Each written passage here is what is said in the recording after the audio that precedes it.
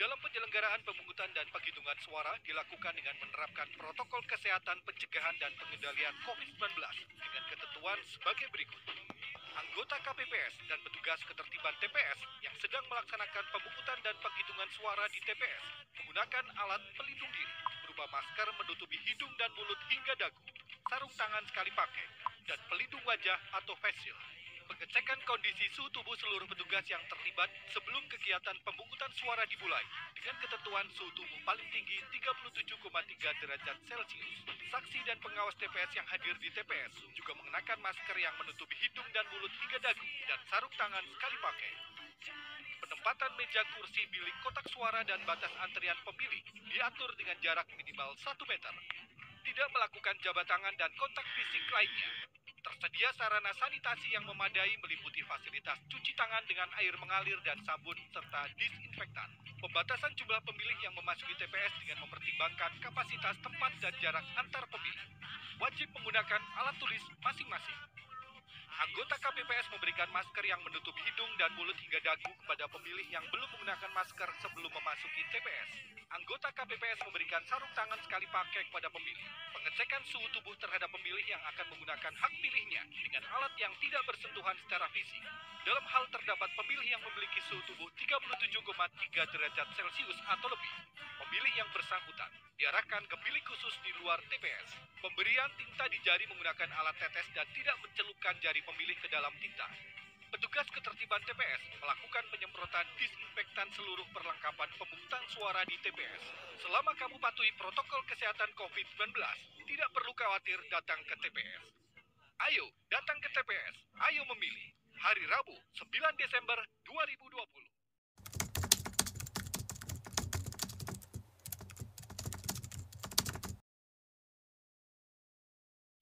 Sekarang.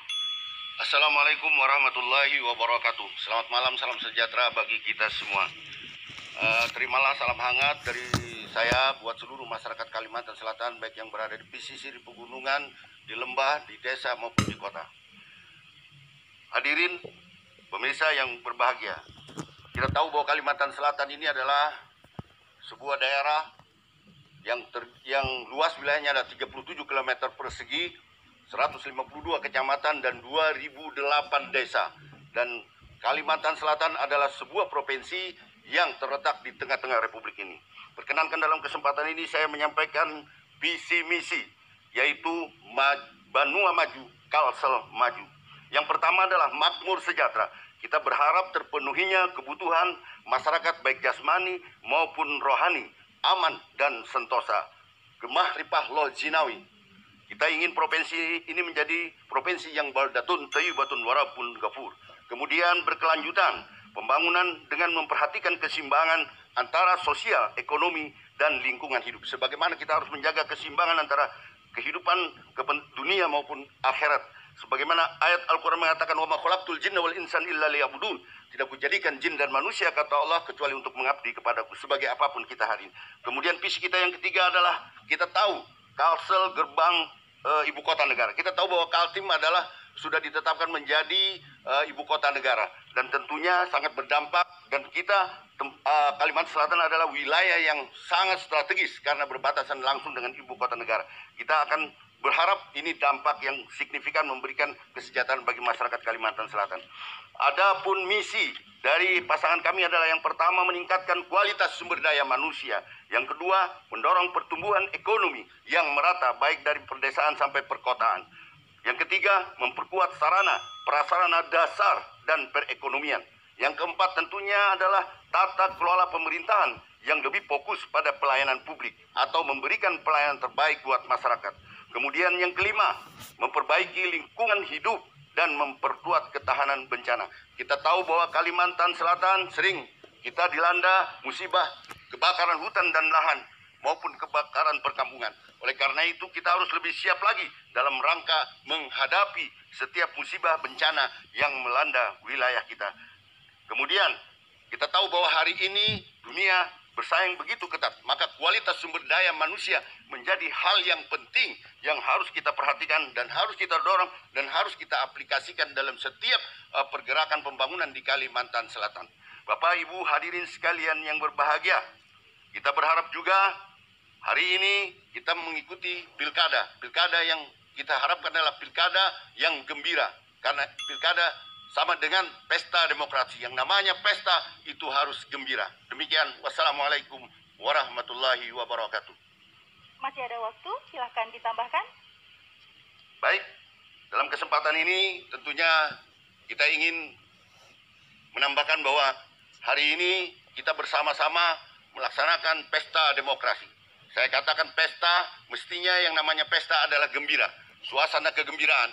Oleh karena itu di kesempatan ini saya mengajak kepada seluruh rakyat Kalimantan Selatan untuk berbondong-bondong, untuk datang ke TPS, menyukseskan pilkada, menyukseskan pemilihan kepala daerah. Dan kita tahu hari ini di seluruh Indonesia melaksanakan yang namanya pilkada. Di Kalimantan Selatan ada 7 pilkada kabupaten kota dan 1 pilkada di tingkat provinsi Kalimantan Selatan. Mari kita sukseskan, mari kita selenggarakan dengan baik, baik KPU, baik Bawaslu, baik masyarakat Kalimantan Selatan. Mari kita datang bergembira, datang memberikan hak suara. Hari ini adalah hak rakyat yang menjadi pondasi, yang menjadi dasar akan terpilihnya seorang pemimpin. Kita tahu bagi kita adalah mindsetnya ada pemimpin adalah rakyat, rakyat adalah pemimpin. Tidak ada pemimpin tanpa rakyat, karena rakyatlah yang memilih pemimpin. Tidak ada paman birin yang jadi gubernur, tidak ada yang bisa jadi presiden, tidak ada yang bisa jadi bupati ataupun wali kota tanpa suara hak kepunyaan rakyat yang hari ini, yang nanti tanggal 9 Desember Anda ataupun seluruh rakyat khususnya di Kalimantan Selatan ini memberikan suaranya, memberikan haknya. Itu sangat penting sekali. Dan tentu saja hari ini kita tahu bahwa pilkada hari ini kita dalam suasana yang susah, dalam tanda petik bahwa kita hari ini sedang mendapat musibah bencana COVID-19.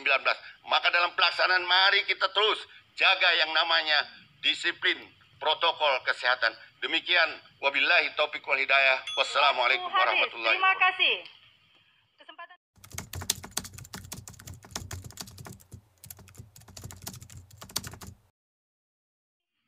sekarang. Bismillahirrahmanirrahim.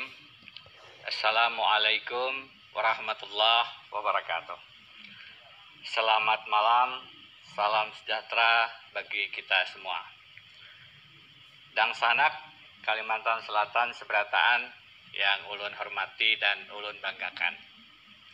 Pada saat kita bicara visi misi, tentu di atas kertas itu akan sangat indah, akan sangat manis untuk dibaca.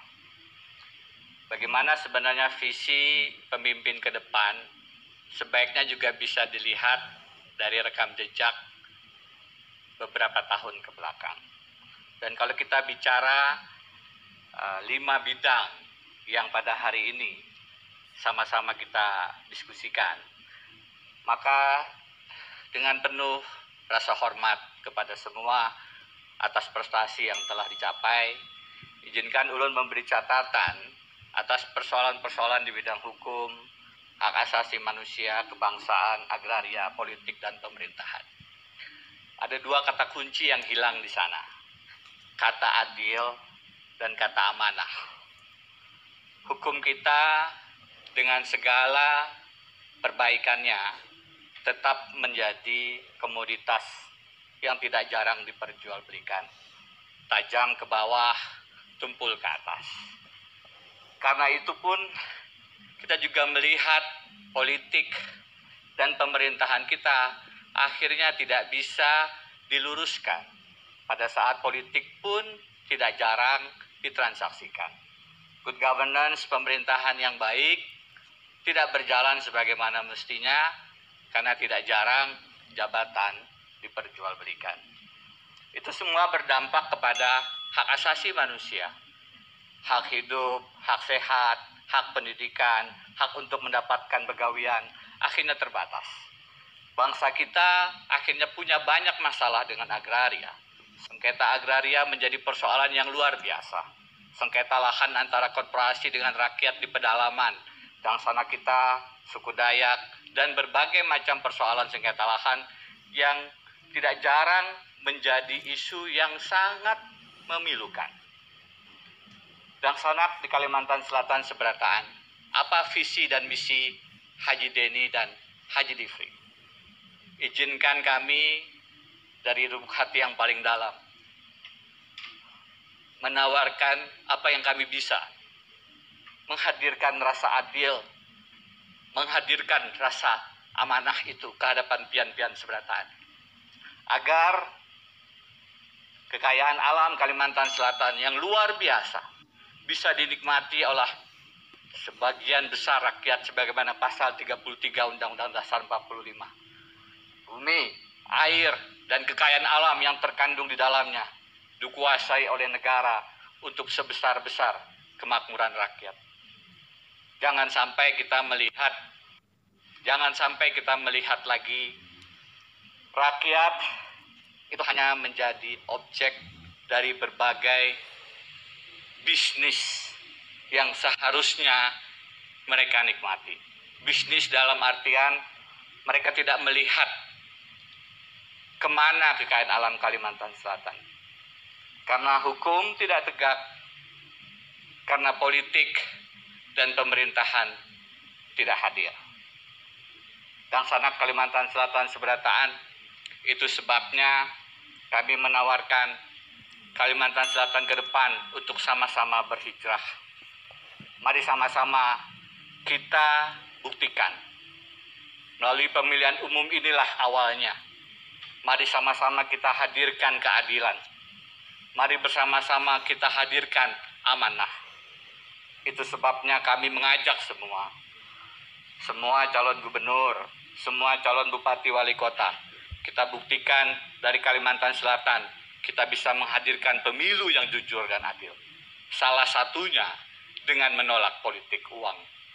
Ini adalah hal yang prinsip, agar kita sama-sama bisa menghadirkan kesejahteraan bagi seluruh rakyat Kalimantan Selatan.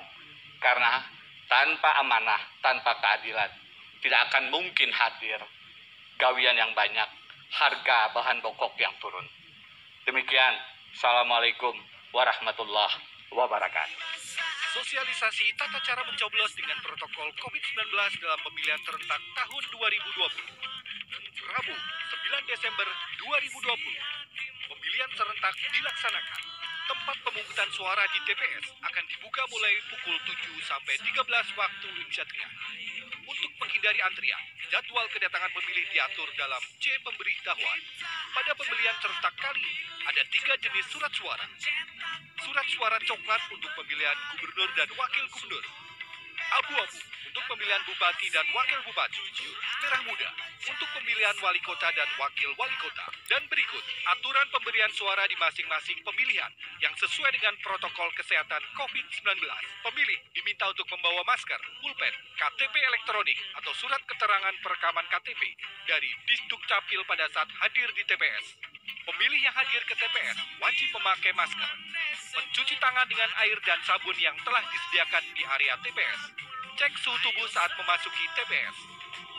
Pemilih akan diberikan sarung tangan sekali pakai untuk mencoblos dengan paku yang telah disediakan. Dan inilah tata cara mencoblos yang benar pada pemilihan serentak kali ini.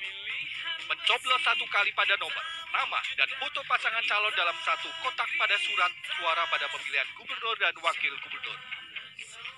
Mencoblos 1 kali pada nomor, nama, dan foto pasangan calon dalam 1 kotak pada surat suara pada pemilihan bupati dan wakil bupati. Mencoblos 1 kali pada nomor, nama, dan foto pasangan calon dalam 1 kotak pada surat suara pada pemilihan wali kota dan wakil wali kota. Pemilih yang telah selesai memberikan suara membuang sarung tangan sekali pakai pada tempat pembuangan yang telah disediakan di TPS. Kemudian mendatangi anggota KPPS yang bertempat di pintu keluar TPS untuk diteteskan tinta ke salah satu jari pemilih. Pemilih yang telah selesai memberikan suara dapat kembali mencuci tangan di tempat yang disediakan dan segera meninggalkan TPS serta tidak berkerumun di lingkungan TPS. Pemilihan sehat, ayo memilih.